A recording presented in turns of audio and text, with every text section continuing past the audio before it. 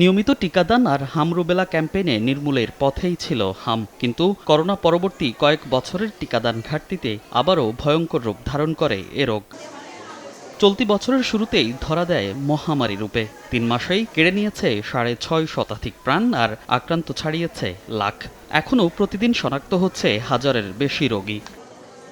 হাসপাতালে ভর্তি রোগীদের বেশিরভাগই ভর্তি ১০ থেকে ১৫ দিনের বেশি। তাদের মধ্যে আছে ৬ মাসের কম বয়সী শিশুও। তবে অভিভাবকদের বড় দুশ্চিন্তা নিউমোনিয়া। কালো রোদ একবার গিয়া লাল হয়েছে, লাল হয়ে আর একবার সুন্দর একবার সুন্দর হইতেছে, কিন্তু বুহের যে শ্বাসকষ্টটা এটা শেষ হইতেছে না। ওর বয়স হলো 2 মাস, এখানে আছি 17 দিন যাবত। 1 মাস যখন 12-13 দিন তখন মানিকগঞ্জ আমার ভর্তি ছিলাম। মানিকগঞ্জ সদরে ছিলাম 4 দিন আর প্রাইভেট ক্লিনিকে ছিলাম 4 দিন।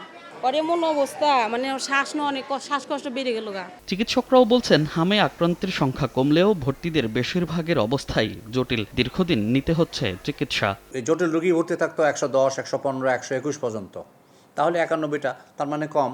তার মানে আমি আশা করতেছি যে হামের এটা কন্ট্রোলের দিকে যাচ্ছে ইনশাল্লাহ। কারণ গত 30-35 বছরে আমরা হামে মারা যায় এই জিনিসটা ভুলে গেছিলাম, এবং তাই ছিল। এবং এবার ইনশাল্লাহ এই ধাক্কাটার পর আমার মনে হয় আমাদের হার্ড ইমিউনিটি আবার আমরা ফিরে পাবো। বিশেষজ্ঞরা বলছেন, শিশুদের রুটিন টিকার পাশাপাশি 4 বছর পর পর ক্যাম্পেইন সফল করা গেলে নির্মূল সম্ভব হাম। আমরা যখন বাচ্চাদেরকে রুটিন টিকাদানের কর্মসূচির আন্ডারে নিতে পারবো এবং 4 বছর পর পর আমি ক্যাম্পেইন করি, তাহলে এটা সম্ভব। টিকা নিশ্চিতের পাশাপাশি শিশুদের ভিটামিন এ ও পুষ্টিকর খাবার নিশ্চিতের উপর জোর বিশেষজ্ঞদের। মনির হোসেন, সময় সংবাদ, ঢাকা।